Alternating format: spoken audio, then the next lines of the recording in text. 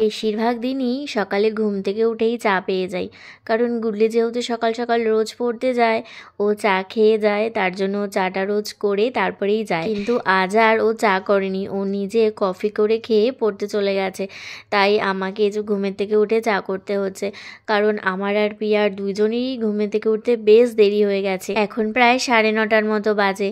পিয়া একটু আগেই উঠেছিল, ও উঠে দোকান খুলেছে, আর আমি এদিকে ঘুমের থেকে উঠে ব্রাশ করে এসে চা বসিয়েছি। চা তো হয়ে গেছে, আর আজ যেহেতু শনিবার তাই এই যে মুগ ডাল বসিয়েছি আর একদিকে ভাত বসিয়েছি। এটা এখন হতে থাকুক, এখন আমি আর পিয়া দুজন মিলে একটু চা খেয়ে নিই। গুডলি এখনো পড়ার থেকে আসেনি, ওর পড়ার থেকে আসতে অনেকটা দেরি আছে। সকাল সকাল একটু কিছু খেতে ইচ্ছে করছিল, তাই পিয়াকে বললাম একটু দোকান থেকে নিমকি নিয়ে আন। তাই ও নিমকি নিয়ে আসলো, তারপরে দুজন মিলে নিমকি দিয়ে চা খেলাম। যেহেতু মুগ ডাল বসিয়েছিলাম তাই ভাবলাম একটু বিনস গাজর দিয়ে ভেজ ডাল করি।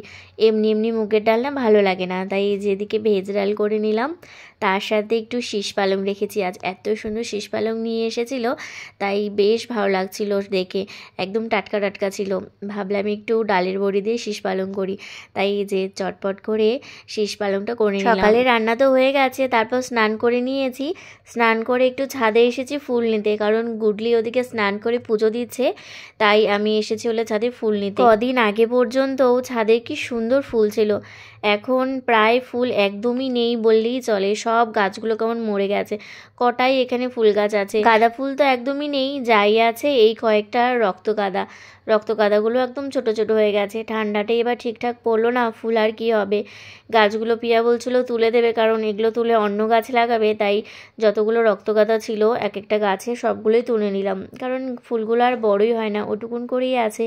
এগুলো উঠিয়ে নিলে এখানে আবার অন্য গাছ লাগাতে পারবে। কিছু নিয়েও আসিনি ফুল রাখার জন্য, হাতে বেশি ফুলও তুলতে পারছি না, পুরো হাত তো একদম ভরে গেছে। আর নেবো না, অনেকগুলোই নিয়ে নিয়েছি। ওদিকে গুডলি আবার ডাকছে পুজো দেবে, তার জন্য বসে আছে। কি সুন্দর লাগছে না রক্তগাঁদাগুলো। নিচে এসে যে গুডলিকে ফুল দিলাম, তারপরে যে ও ফুল দিয়ে গোপাল সোনাদের সুন্দর করে সাজিয়ে দিল। এই যে দেখো গোপাল সোনাদের পুজো দেওয়া হয়ে গেছে। তারপরে গুডলি এখন গেছে হলো পেয়ারা মাখতে। অনেক দিন ধরে বলছিল পেয়ারা মাখবে। তারপরে কাল যখন বাজারে গিয়েছিলাম পেয়ারা নিয়ে এসেছি, এত টেস্ট করে পেয়ারা মেখেছিল। পেয়ারা মাখতে মাখতে এত দেরি করে ফেলেছে, এদিকে দুপুরে খাওয়ারও সময় হয়ে গেছে। যাই হোক, এত টেস্টি করে অনেকদিন পর পেয়ারা মাখা করেছে, পেয়ারা মাখাটা খেয়েই নিলাম। তারপরে দুপুরের খাওয়া দাওয়া করে একটু রেস্ট করে এদিকে দেখতে দেখতে বিকেল হয়ে যায়। মোটে 4টা নাকি 4:30 বাজে, তাই বাইরের ওয়েদারটা কেমন হয়ে গেছে।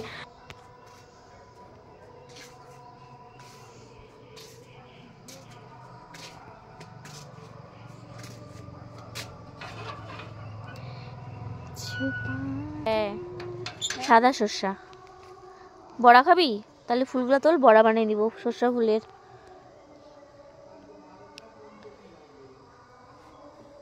এগুলো কি রাই শস্যা শাকগুলো নাকি রে? না মনে হয়, রাই শস্যা শাকগুলো তাহলে বড় বড় হয়। সন্ধ্যা হয়ে গেছে, ঘরে চলে এসেছি। আর এদিকে পিয়া দোকানদারি করে সবকিছু এদিকে একা একা গুছাচ্ছিল। এই যে এদিকে দুধও দিয়ে গেছে, এখন আমি একটু দুধটা গরম বসাবো। আর গুডলি এদিকে সন্ধ্যাবাতি দিচ্ছিল, আর আমি এদিকে একটু সারা ঘরে যে ধোয়া দিচ্ছিলাম। সন্ধ্যা হতে না হতে এত মশার উৎপাত, একটু ধোয়া দিলেই তাও একটু মশাগুলো কম থাকে। সারা ঘরেতে ধোয়া দেওয়া হয়ে গেছে। এই যে ঠাকুর ঘরে একটু দিয়ে দিচ্ছি, যে গোপাল সোনাদের সন্ধ্যার এই যে সেবা দিয়েছে। আর গুডলি গেছে আজকে চা করতে, এই যে গুডলি চা করে নিয়ে চলে এসেছে। 3 জনের জন্য 3 কাপ চা। আর আমাকে পাঠিয়েছে দোকানে বিস্কুট নিতে। কি বিস্কুট নেবো আমি বুঝতে পারছিলাম না, এগুলো বিস্কুট আর ভালো লাগে না খেতে খেতে। তারপরে ভাবলাম একটু বেকারির বিস্কুট নিয়ে যাই।